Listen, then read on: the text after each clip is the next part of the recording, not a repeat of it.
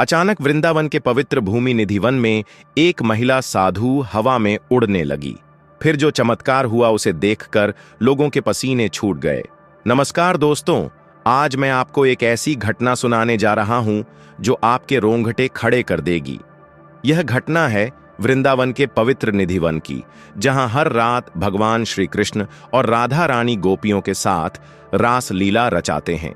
लेकिन इस घटना में एक ऐसा चमत्कार हुआ जो न सिर्फ वहां मौजूद लोगों के होश उड़ा दिए, बल्कि आज भी लोग इसे याद करके कांप जाते हैं। यह घटना साल 2025 की है, जब एक महिला साधु जिनका नाम साध्वी राधिका देवी निधिवन में अचानक हवा में उड़ने लगी। फिर जो हुआ वह राधा कृष्ण के साक्षात दर्शन से कम नहीं था। भक्तों, आधा अधूरा ज्ञान सुनना या छोड़ देना दुख और पाप का कारण बनता है, इसलिए इस घटना को अंत तक अवश्य देखें।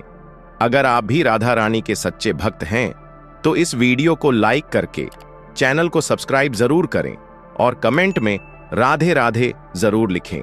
तो चलिए बिना किसी विलंब के शुरू करते हैं। साध्वी राधिका देवी का जन्म हिमाचल प्रदेश के एक छोटे से गांव कुल्लू में हुआ था। उनका असली नाम राधा शर्मा था, लेकिन भक्ति की राह पर चलते हुए उन्होंने अपना नाम बदल लिया। बचपन से ही राधिका को भगवान श्री कृष्ण की कहानियां सुनने का शौक था।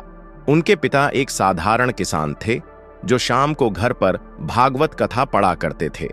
राधिका की मां बताती हैं कि जब राधिका सिर्फ 5 साल की थी तो वह घर के आंगन में बांसुरी बजाने की कोशिश करती और कहती, मां, कान्हा कब आएंगे मेरे पास? मां हंसकर टाल देती। लेकिन राधिका का मन कृष्ण भक्ति में डूबता चला गया। स्कूल के दिनों में राधिका हमेशा अकेली रहती।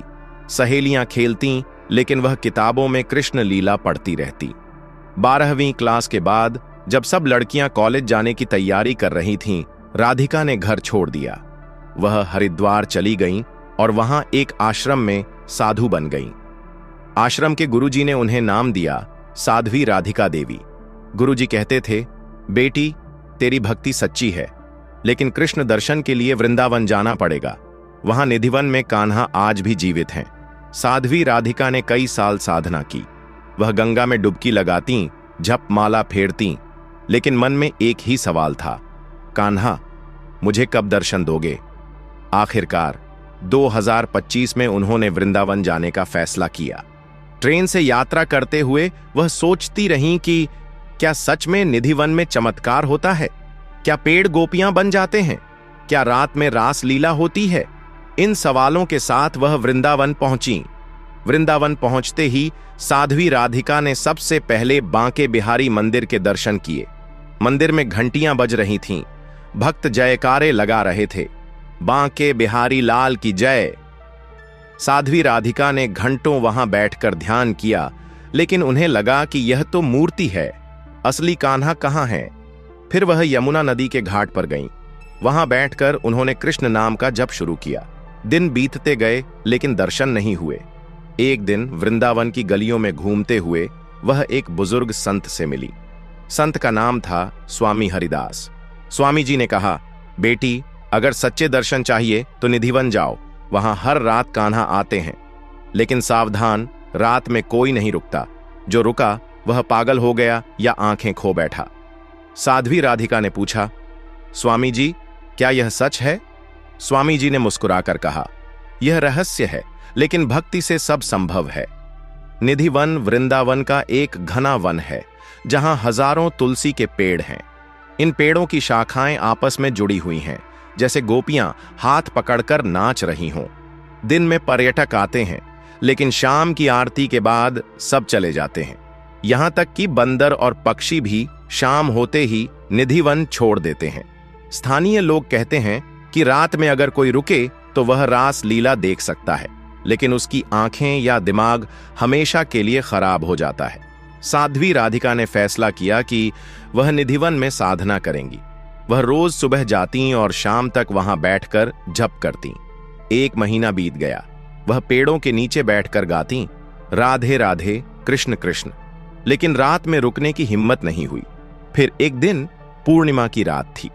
चांदनी रात में निधिवन और भी रहस्यमयी लग रहा था। साध्वी राधिका ने सोचा, आज रुक जाऊंगी। कान्हा, अगर तुम हो तो दर्शन दो। शाम को निधिवन में आरती हुई। पुजारी ने घंटियां बजाईं, भक्तों ने जयकारे लगाए। आरती के बाद सब चले गए। साध्वी राधिका एक पेड़ की जड़ के पास छुपकर बैठ गईं। वह सोच रही थीं कि क्या होगा। रात धीरे धीरे गहराती गई। करीब 10 बजे निधिवन में सन्नाटा छा गया। हवा में एक मीठी खुशबू आने लगी, जैसे चंदन और फूलों की। साध्वी राधिका ने आंखें बंद कीं और जप शुरू किया। अचानक रात के करीब 12 बजे उन्हें लगा कि उनके शरीर में एक अजीब सी ऊर्जा भर रही है। उनके पैर जमीन से ऊपर उठने लगे। पहले तो उन्हें लगा कि यह भ्रम है, लेकिन जब उन्होंने आंखें खोलीं तो वह हवा में 2 फीट ऊपर तैर रही थीं। उनके शरीर से एक सुनहरी रोशनी निकल रही थी। साध्वी राधिका घबरा गईं, लेकिन साथ ही खुशी भी हुई। वह चिल्लाईं, कान्हा, ये क्या हो रहा है? लेकिन कोई जवाब नहीं आया। उस रात निधिवन के बाहर कुछ स्थानीय लोग थे। एक किसान कुमावत, जो पास के खेत में काम कर रहा था, ने देखा कि निधिवन से रोशनी आ रही है। वह दौड़कर आया और चिल्लाया, अरे, कोई औरत हवा में उड़ रही है। जल्दी ही गांव के लोग इकट्ठा हो गए। सबकी आंखें फटी की फटी रह गईं। साध्वी राधिका अब 5 फीट ऊपर तैर रही थीं। उनके चारों ओर फूलों की पंखुड़ियां घूम रही थीं। लोग चिल्लाने लगे, चमत्कार, चमत्कार। कुछ लोग डरकर भाग गए और कुछ लोग यह नजारा देखकर उनके पसीने छूट गए। एक महिला ने कहा, यह तो राधा रानी का रूप है। साध्वी राधिका हवा में उड़ते हुए निधिवन के बीच में पहुंच गईं। वहां पेड़ों की शाखाएं हिलने लगीं। अचानक पेड़ गोपियों के रूप में बदलने लगे। हर पेड़ से एक गोपी निकली, लाल साड़ी पहने, घुंघरू बांधे। बीच में एक नीली रोशनी दिखी और वहां भगवान श्री कृष्ण प्रकट हुए। उनके सिर पर मोर पंख, हाथ में बांसुरी और मुस्कान ऐसी कि दुनिया भूल जाए। उनके बगल में राधा रानी खड़ी थीं, सुंदर दिव्य रूप में। साध्वी राधिका ने देखा कि कृष्ण बांसुरी बजाने लगे, गोपियां नाचने लगीं। रास लीला शुरू हो गई। हवा में संगीत गूंज रहा था। राधे राधे। साध्वी राधिका खुद को रोक नहीं पाई और वह भी नाचने लगीं, हवा में तैरते हुए। कृष्ण ने मुस्कुराकर कहा, राधिका, तेरी भक्ति ने हमें बुलाया है। हम कण कण में हैं, लेकिन आज तेरे लिए साक्षात आए हैं। राधा रानी ने कहा, बेटी, भक्ति में शक्ति है। अब जा, दुनिया को बताओ कि हम जीवित हैं। यह दर्शन करीब आधे घंटे चला। लोग बाहर से देख रहे थे, लेकिन अंदर जाने की हिम्मत नहीं हुई। कुमावत ने बाद में बताया, मैंने देखा, कृष्ण जी बांसुरी बजा रहे थे। मेरे कलेजे में कंपन हो गया, पसीने छूट गए, लगा कि दिल निकल जाएगा। एक और गवाह, गांव की बुजुर्ग अम्मा ने कहा, वह महिला साधु हवा में उड़ रही थी और चारों ओर रोशनी। फिर अचानक संगीत सुनाई दिया। हम सब रोने लगे। रास लीला खत्म होते ही साध्वी राधिका जमीन पर गिर पड़ी। वह बेहोश हो गईं। सुबह जब आंख खुली तो वह निधिवन के बाहर थीं। लोग उन्हें घेर कर खड़े थे। पुजारी आए और पूछा, क्या हुआ? साध्वी राधिका ने सब बताया, लेकिन अब उनके जीवन में बदलाव आ गया।